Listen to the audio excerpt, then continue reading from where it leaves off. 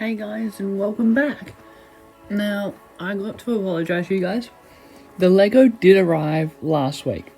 So I was able to build, the generally was the very first thing I did before I went to anything else. And then later on, a little bit after, I started to do A66.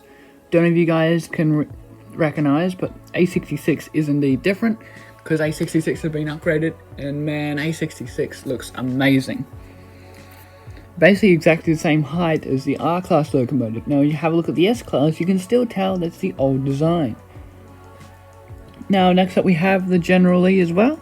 If you have a look at the General, you might be able to see some slight curvage on the side.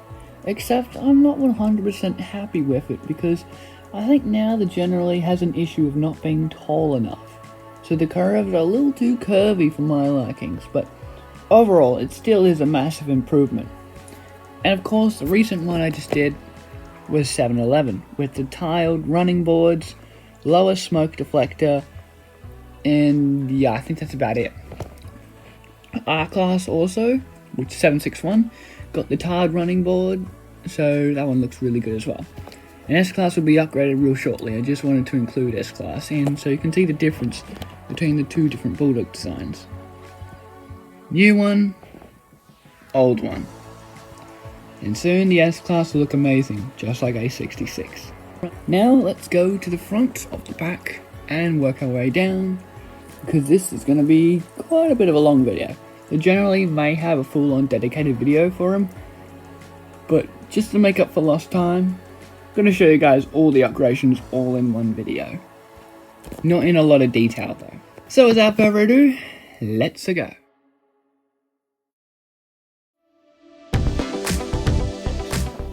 Now A66, as you can tell, has a much more curved front and a lot more accurate, as well as the front slowly bumping out, as you can see on the side.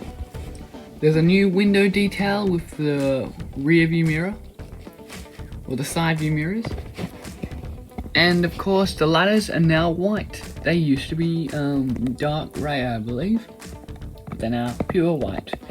A66 has that little bit of extra grille, which air vent, so I'll bring them out a little bit more. As you can see, just like on the real one, A66 looks longer in length because A66 got longer but leaves two more studs. Now we come over to the back. You can see it's basically the exact same, just with a coupling at the back. Now this really does make A66 look nice, honestly. Like, I love the new design of A66, and I can't wait to do more and more with this locomotive since, man, it's starting to really look good.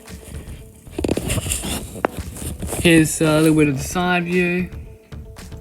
As you can see, it's a pretty long locomotive, and basically the exact same height as the R-Class is now, which is great. So yeah, A66 looks gorgeous. A66 also got longer bogies too. You probably can't really tell, but yeah, they are longer. That's A66. Next up is R761. Now R761 hasn't had much change, honestly. Pretty much the same. You can see it just has a tiled running board. And that's basically all the difference that happened with 761. So, yeah. And, yeah, that's about it, I'd say. So, 761 looks really good. Next up, we have S-Class. Nothing's changed with that locomotive, but it will be changed. I'll put a picture on screen what it's going to look like.